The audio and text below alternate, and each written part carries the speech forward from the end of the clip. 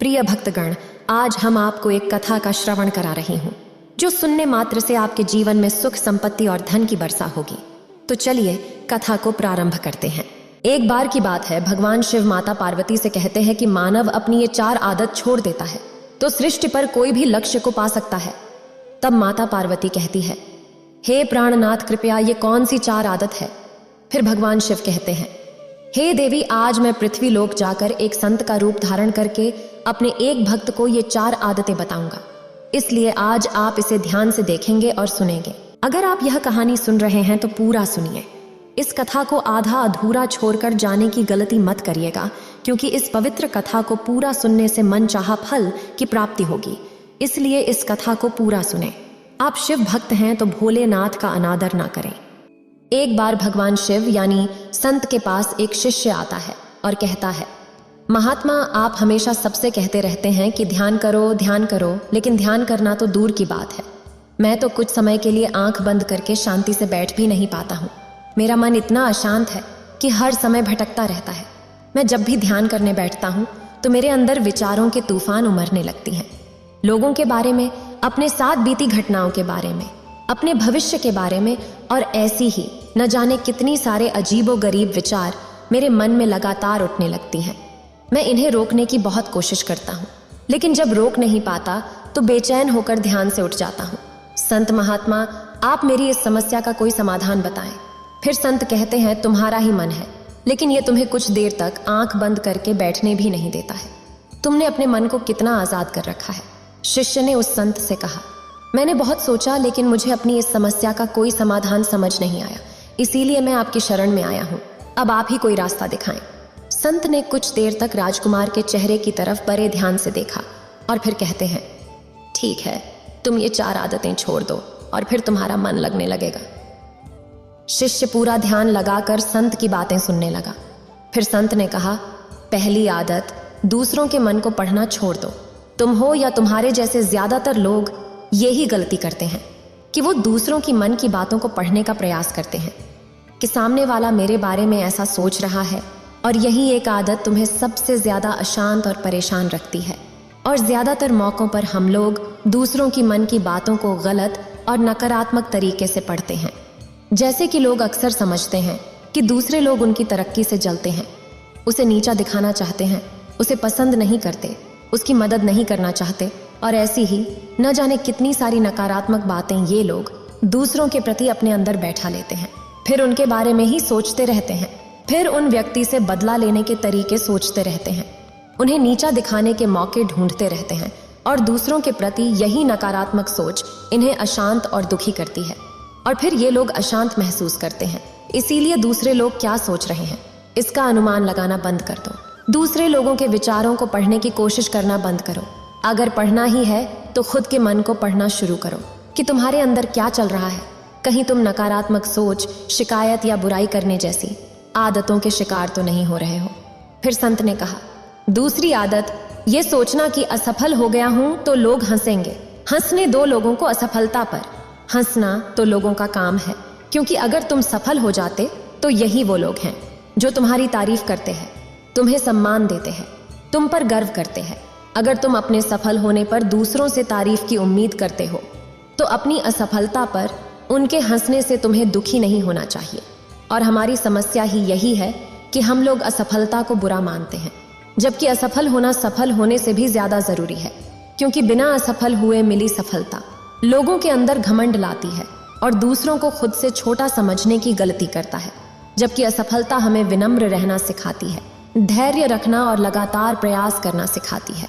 इसीलिए असफलता को बुरा मत समझना चाहिए। और अगर तुम्हारे काम में असफल होने की संभावना नहीं है तो इसका अर्थ यह है कि तुमने अपना लक्ष्य अपनी क्षमताओं से छोटा बनाया है। और अगर लोग तुम पर हंस नहीं रहे, तुम्हें ताने नहीं मार रहे, तुम्हारी बुराई नहीं कर रहे, तो तुम अंदर से मरे हुए हो। तो अपने कर्मों से बाहर जाकर कुछ नया करने का प्रयास नहीं कर रहे हो, क्योंकि असफल भी वही होता है जो कुछ नया करने का प्रयास करता है। और एक बात हमेशा याद रखना, अगर तुम्हारे अंदर असफल होने का साहस नहीं है तो तुम कभी भी वो बड़ा लक्ष्य हासिल नहीं कर सकते जो तुम करना चाहते हो। इसीलिए असफल होने पर लोगों के हंसने से डरना बंद कर दो।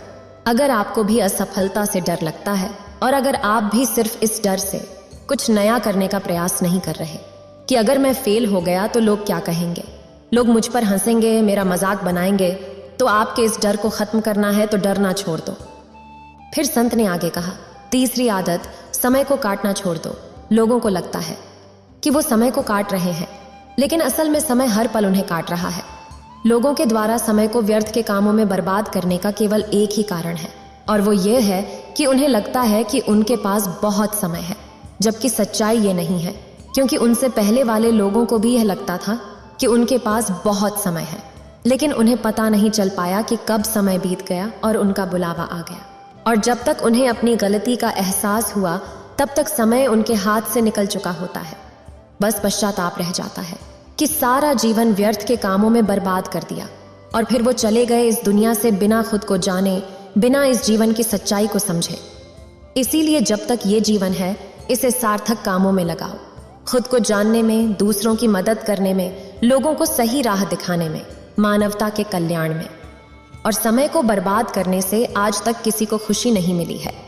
हालांकि समय काटने से तुम्हें क्षणिक खुशी तो महसूस हो सकती है, लेकिन जब तुम्हें होश आता है और तुम देखते हो कि कितना सारा समय बर्बाद किया जा चुका है, तब तुम्हें खुद पर क्रोध आता है और तुम पश्चाताप व आत्मग्लानि के भाव से भर जाते हो। और फिर यही आत्मग्लानि और पश्चाताप का भाव तुम्हारे अंदर तनाव पैदा करता है और तुम अशांत हो जाते हो और लगातार अपनी उस गलती के बारे में सोचते रहते हो। फिर तुम्हारा किसी भी काम में मन नहीं लगता और तुम उदास रहने लगते हो, और यह चक्र लगातार चलता रहता है।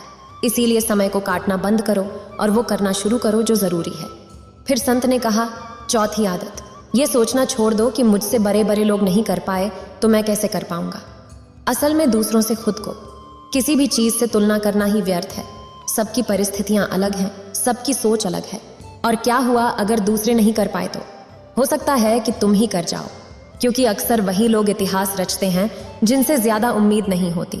और फिर हो सकता है कि जिसे तुम बड़ा समझ रहे थे, जिसके लिए तुम सोच रहे थे कि उसने बहुत मेहनत की है, बहुत प्रयास किया है, उसने कभी उतना प्रयास किया ही ना हो, केवल मेहनत करने का दिखावा किया हो, क्योंकि ज्यादातर लोग कभी उतनी मेहनत करते ही नहीं हैं जितनी अपने लक्ष्य प्राप्ति के लिए करनी चाहिए, और दूसरे लोगों के सामने ये दिखाने का प्रयास करते रहते हैं कि मैंने तो बहुत मेहनत की थी लेकिन मेरी किस्मत ही खराब थी। और यही वो लोग हैं जो दूसरों को बातों ही बातों में कहते रहते हैं कि जब इतनी मेहनत करने के बाद मैं सफल नहीं हो पाया तो तुम कैसे हो पाओगे, लेकिन अंदर ही अंदर ये इस बात को जानते हैं कि उन्होंने कभी उतनी कोशिश की ही नहीं थी जितनी करनी चाहिए थी। ये बात दूसरों की नजरों में अपनी इज्जत बचाने के लिए और इस डर से कि कहीं दूसरा व्यक्ति इनसे आगे ना निकल जाए, ये अपनी अधूरे प्रयासों की शेखी बघाड़ते रहते हैं और दूसरों को डराते रहते हैं कि जब मैं नहीं कर पाया तो तुम कैसे कर पाओगे। इसीलिए किसी दूसरे असफल व्यक्ति को देखकर ये सोचना छोड़ दो कि तुम भी असफल हो जाओगे। तुम बस अपना श्रेष्ठ प्रयास करो और बाकी सब समय पर छोड़ दो। फिर संत ने आगे कहा, अगर तुमने ये 4 आदतें छोड़ दी तो तुम्हारा मन एकदम शांत हो जाएगा और फिर तुम जहां चाहो वहां अपना मन लगा सकते हो। इतना कहकर संत महात्मा मौन हो जाते हैं और शिष्य को भी अब समझ आ चुका था कि उसे क्या करना है। उसने मन ही मन उन 4 आदतों को छोड़ने का निश्चय कर लेता है और संत महात्मा को धन्यवाद कर वहां से चला जाता है। फिर भगवान शिव कैलाश पर्वत के लिए प्रस्थान कर जाते। इस वीडियो को बोलते समय कोई त्रुटि हो तो मैं क्षमा चाहती हूँ। उम्मीद है आप सभी को ये वीडियो अच्छी लगी होगी। अगर आप शिव के सच्चे भक्त हैं तो चैनल को सब्सक्राइब और वीडियो को लाइक करके कमेंट में हर हर महादेव लिख दीजिए।